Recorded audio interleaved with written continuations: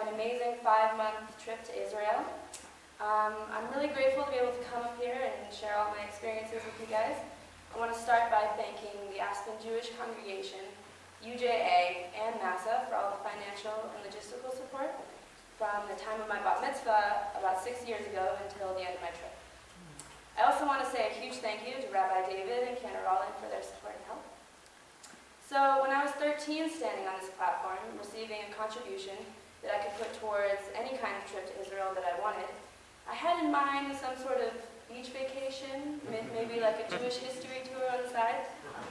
But I had no idea I would be going on a journey of a lifetime in a country full of an amazing amount of culture and opportunity.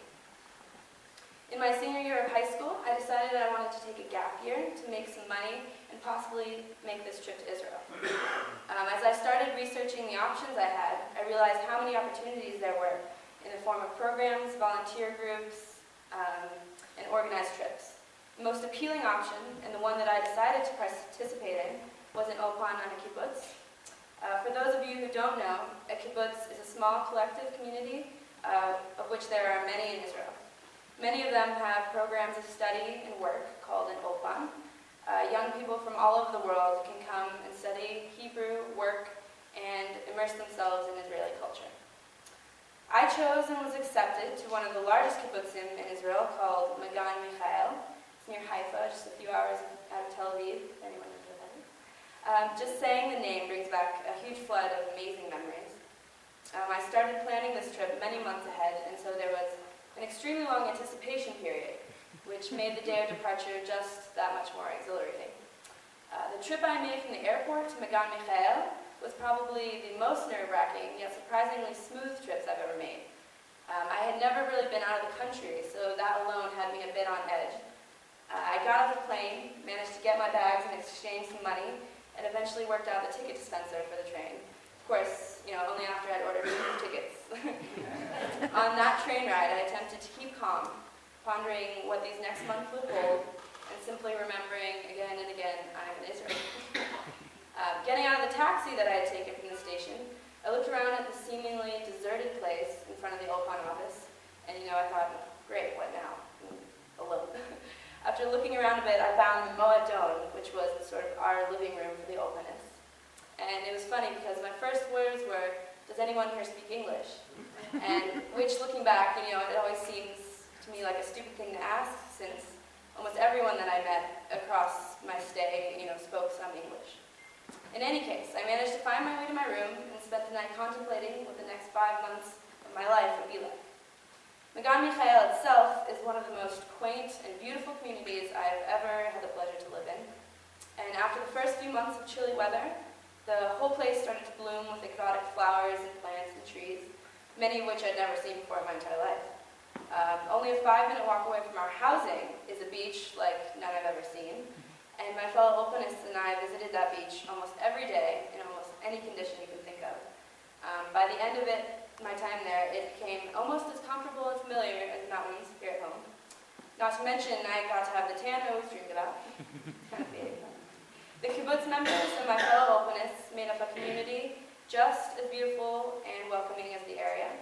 There are about 80 of us participating in the opan, and I can say without hesitation that every single one of them will always hold a place in my memory. I can say with pride that I have wonderful friends in almost every corner of the world: South Africa, Australia, Ukraine, England, Guatemala, Argentina, and the list goes on and on. And they're all represented in our little family. And of course, we would not have survived without the open staff and director. They were there for us 24/7, guided us through the whole experience, and became amazing friends. The kibbutz members were also warm and welcoming throughout. Before leaving for Israel, I was actually able to talk with one of the families living on the kibbutz, and they told me they would love to become my adopted family for the duration of the stay. So many of the opanists were assigned to families if they didn't have family in Israel, but I feel especially lucky to have been introduced to the Bracha family. They are one of the closest knit and most loving families I've ever met, let alone become sort of a part of. And as I got to know all of them, it seemed like they made up almost a third of the whole kibbutz. They invited me for coffee every Friday and treated me like a part of the family from day one. And we all went on a trip to the desert during Passover, which was a time when I definitely felt at home and most connected and immersed in Israeli life. And at times it was hard to really feel at home because my Hebrew was not great, but it was a welcome challenge. So. Speaking of Hebrew and challenges, the classes are a huge part of the program. We have 4 to 5 hour classes every weekday, from Sunday to Thursday, which is a little hard for everyone to get used to. Missed my Sundays.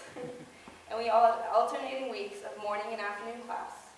Coming into the program with no more than a few words of Hebrew, I was in the lowest class, known as Aleph, which is the first letter of the alphabet. We started with the alphabet and finished with a comprehensive test in reading, writing, grammar, and speaking. So our teacher at CP was the most hardworking and caring language teacher I've ever had the pleasure of knowing. And everyone agreed that she was one of a kind, and we were so lucky to have learned from her. She will always stick in my memory as one of the strongest and most patient people I've met. And I'm beyond thankful for her teaching and support.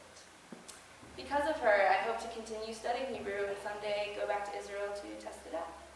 We also all had different jobs around the kibbutz. People did everything from avocado picking to kitchen work.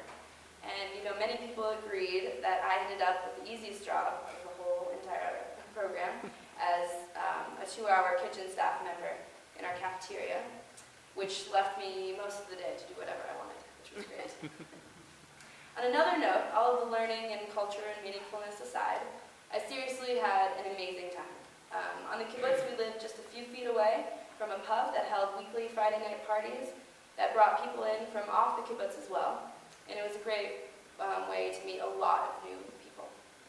And I took many trips to Tel Aviv, where I got to be a part of the lively and multifaceted nightlife and beach culture. I even ran into a friend from the Valley doing a study abroad program on the sidewalk, which was amazing.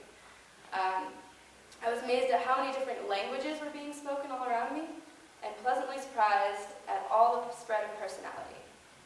On the other end of the spectrum was Jerusalem, visiting the Old City, Yad Vashem, which is the official Holocaust museum, and staying in a hostel near the Arab Quarter provided a huge scale of history, energy, and a whole new perspective. It is absolutely amazing to me that the Jewish and Muslim cultures can be in such conflict and yet live there in that city in what seems like such harmony. This trip definitely changed many of my opinions and perspectives of the world. The friends that I made and people that I met had so much to share about their own countries and travels. For example, I never even knew that there was such a thing as a South African accent, let alone that they spoke so much English. And I learned so much about the politics and cultures of these countries as well, and I just feel really lucky, definitely. My time in Israel will never be forgotten, and I'm positive I'll be going back soon. So thank you guys for listening to me, and feel free to ask me questions after service.